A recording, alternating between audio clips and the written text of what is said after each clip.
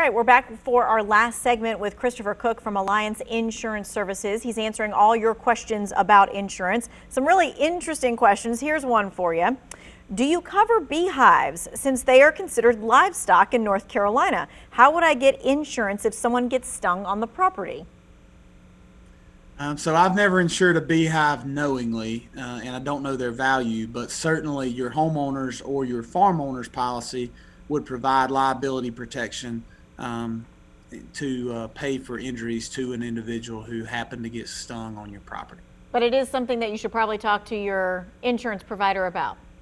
It would be a great conversation to make sure they knew that you were a beekeeper, yes. Okay, this person says, why am I paying when this wreck was not my fault?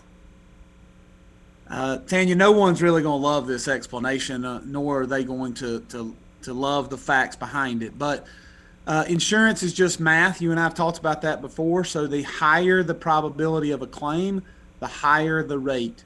And statistically proven across our country, if you've had a not at fault accident, you are at an increased risk of having an at fault accident. And I know that sounds crazy, and no one with common sense is going to, at first glance, hear that and say, okay, that sounds right. But statistically, folks who have been involved in not at fault accidents are more likely to be involved in at fault accidents. And so insurance is just math.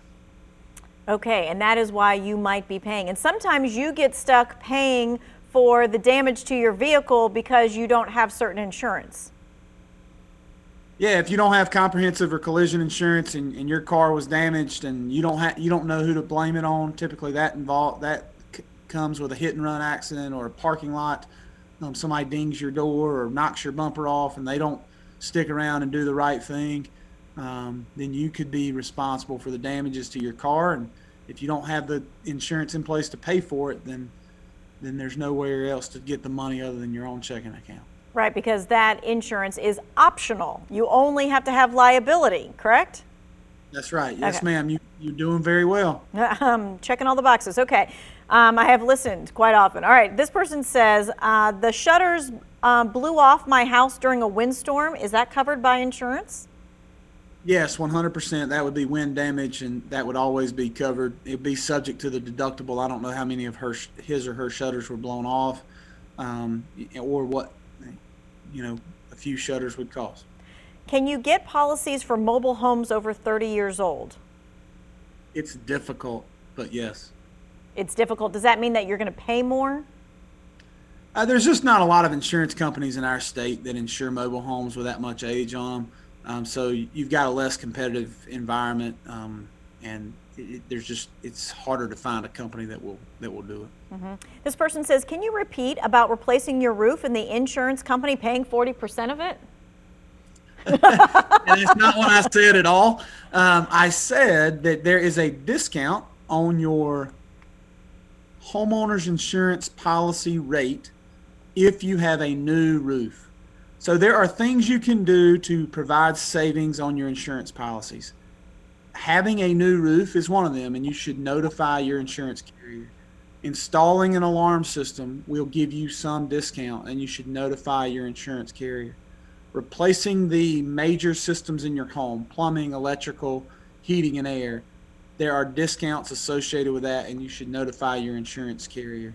Okay, so and that is discount on your insurance, not discount on the roof that you're buying. Yes, your homeowner's insurance carrier is not going to pay for the roof. They will give you a discount on your premium. That's correct. Okay. This person says, what if you have tenants that are slow to disclose issues like roof leaks? And I'm guessing that the landlord is the one who carries the insurance. That's a concern, Mr. or Mrs. Landlord, and you need to figure out a way to inspect your home or a way to open up better communication lines with your tenant. All right, this person just heard you talking about what you should call your homeowners about new things, and they're saying, we're getting new windows. Does that count for a discount on my homeowner's premium? You know, a few companies do actually offer coverage for new windows or new siding. It's not a real common discount in our state, but some companies do, and it would be worth notifying.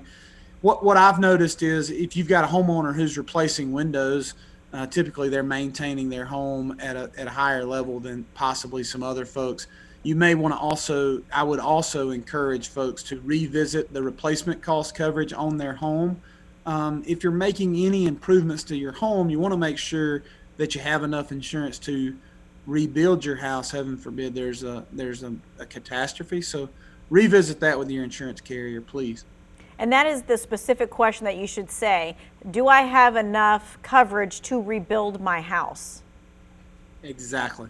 Because insurance covers so many things, but they don't always cover rebuilding, replacing from. Yeah, you need to have the endorsement for that. And most customers do, but you want to ask that question. All right, great. Thank you so much for answering all of those questions for insurance. If you missed any of today's interview, you can visit our website, WFNYnews2.com. We'll have that on there for you.